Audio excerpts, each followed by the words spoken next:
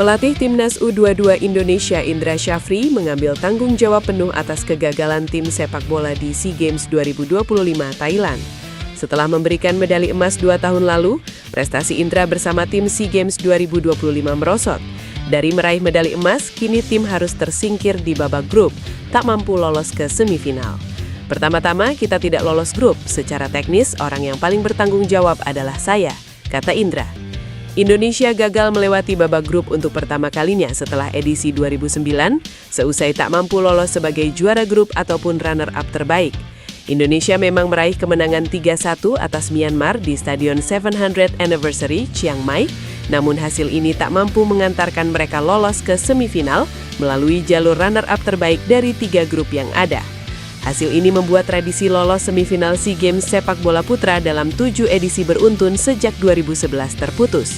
Indonesia harus menerima kenyataan mengulangi catatan kelang yang gagal lolos ke semifinal terakhir kali pada edisi 2009 di Vientiane, Laos.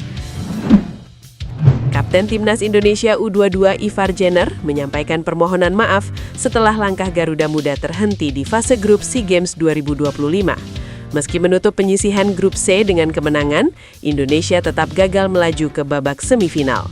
Timnas U22 mengakhiri kiprahnya usai menundukkan Myanmar 3-1 pada laga terakhir grup yang digelar di Stadion 700th Anniversary Chiang Mai, Jumat malam. Namun hasil tersebut tidak memenuhi syarat kelolosan karena Indonesia membutuhkan kemenangan dengan selisih minimal 3 gol.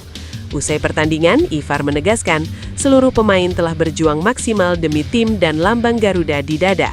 Saya ingin mengatakan betapa bangganya saya kepada setiap pemain di tim ini. Kami berjuang satu sama lain, berjuang untuk lambang di dada, dan untuk semua yang telah percaya kepada kami, ujar Ivar melalui unggahan media sosialnya. Di sisi lain, Ivar merasa bertanggung jawab atas kegagalan tim melangkah lebih jauh.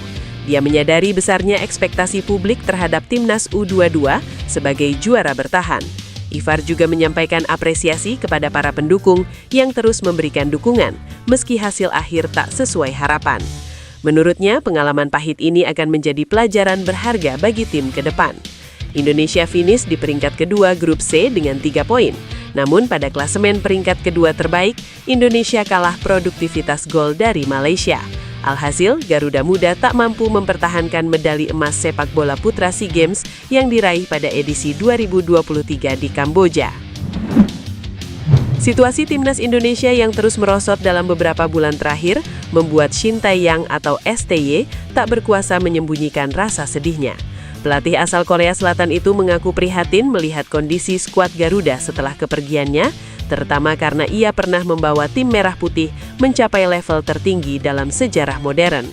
Shin Tae-yong sebelumnya sukses mengantarkan Timnas Indonesia menembus putaran keempat kualifikasi Piala Dunia 2026, sebuah pencapaian sejarah yang menjadikan Garuda sebagai kuda hitam Asia.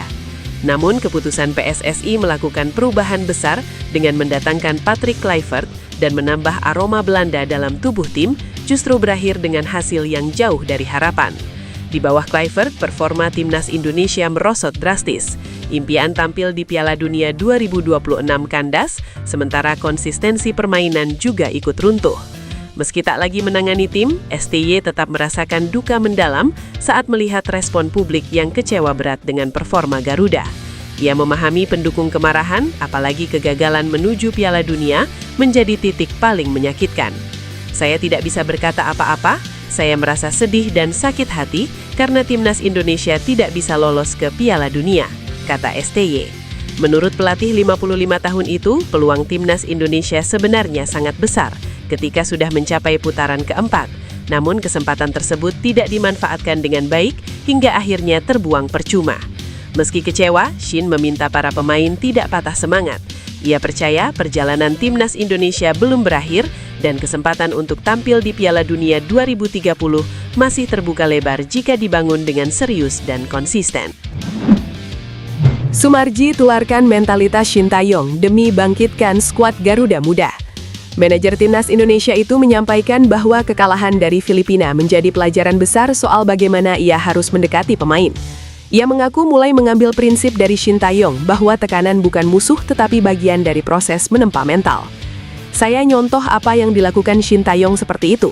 Maka kemarin saya pikir saya agak kendor dikit nih, supaya anak-anak juga bisa rileks. Oh, tetap gak bisa. Ternyata memang tekanan itu penting sekali, ucap Sumarji. Dengan posisi Indonesia U22 yang sedang berada di ujung tanduk jelang laga terakhir kontra Myanmar, pendekatan itu terasa relevan. Laga tersebut menjadi partai hidup mati yang harus dimenangi dengan selisih gol besar demi menjaga peluang menuju semifinal. Sumarji memahami kekecewaan publik, namun menegaskan bahwa perjuangan belum selesai. Dalam wawancara eksklusif, ia menyampaikan bahwa tim pelatih dan pemain sudah sepakat berjuang habis-habisan untuk menjaga kehormatan Indonesia. Ia menjelaskan bahwa dukungan dari supporter akan menjadi energi tambahan yang signifikan, baik dari stadion maupun dari tanah air. Timnas Indonesia U23 masih punya peluang lolos ke semifinal SEA Games 2025 jika menang lawan Myanmar. Laga hidup mati Timnas Indonesia U23 akan ditentukan melalui duel pemungkas babak penyisihan Grup C SEA Games 2025 di Stadion 700th Anniversary, Chiang Mai, pukul 18.00 WIB. Hanya kemenangan yang bisa menjebol tembok penghalang menuju semifinal, tapi poin penuh saja tidak cukup bagi tim asuhan Indra Syafri untuk melangkah ke fase berikutnya. Saat ini Indonesia tengah bersaing dalam satu-satunya kemungkinan untuk lolos semifinal, yaitu melalui jalur runner-up terbaik. Ada 3 tim yang saling sikut dari masing-masing grup. Tim Merah Putih perlu finish di peringkat pertama dalam klasemen runner-up terbaik. Tampil habis-habisan jadi prinsip yang harus terpatri di benak Ivar Jenner dan kawan-kawan. Tak boleh ada lagi umpan-umpan tak terarah dan peluang yang terbuang.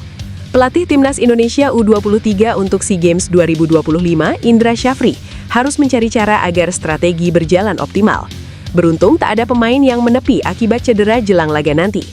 Semua pemain fit, kata manajer Timnas Indonesia, Sumarji. Pernyataan ini sekaligus jadi sinyal Indonesia bisa tampil dengan kekuatan. Di tengah sorot lampu Stadion 700th Anniversary Chiang Mai, harapan jutaan rakyat Indonesia meredup, digantikan rasa pilu mendalam. Timnas Indonesia U23 yang datang ke SEA Games 2025 dengan mahkota juara bertahan harus menerima kenyataan pahit. Perjalanan Garuda Muda terhenti secara mengenaskan di fase grup. Menang 3-1 melawan Myanmar dalam laga terakhir grup B tetap menjadi palu godam yang mematikan mimpi. Sejak peluit kick-off ditiupkan, nuansa tegang sudah menyelimuti skuad Garuda Muda. Indonesia memang sempat bernapas ketika Jens Ravens berhasil menambah 2 gol, mengubah skor menjadi 3-1. Momen itu menciptakan harapan, seolah gerbang semifinal masih terbuka. Namun sepak bola seringkali ironis. Skor 3-1 bertahan hingga wasit meniup peluit panjang. Tiket semifinal kandas dan akhirnya menjadi milik Malaysia. Kegagalan ini terasa semakin menyakitkan karena Indonesia sejatinya datang dengan komposisi pemain terbaik, termasuk amunisi-amunisi abroad yang diharapkan menjadi pembeda. Kegagalan memaksimalkan potensi pemain yang berkarir di luar negeri ini mesti menjadi catatan evaluasi penting bagi PSSI.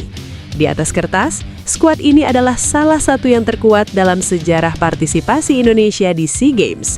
Namun sepak bola membuktikan bahwa kualitas teknis harus selaras dengan ketangguhan mental serta kecerdasan otak dalam menghadapi turnamen yang padat dan penuh tekanan.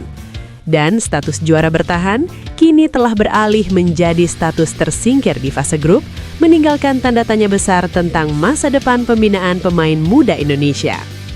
Shin Tae-yong prihatin setelah lihat Timnas Indonesia dalam masa yang kurang baik. Shin sukses mengantarkan Timnas untuk lolos ke putaran keempat dan menjadi kuda hitam yang bersaing menuju Piala Dunia 2026.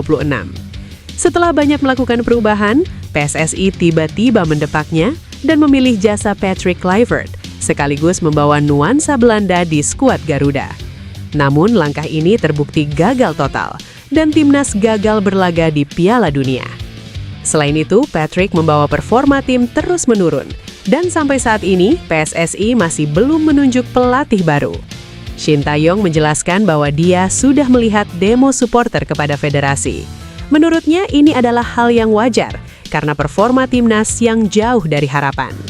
Kegagalan Timnas ke Piala Dunia membuat kemarahan supporter semakin memuncak dan mendesak PSSI tidak boleh gagal lagi.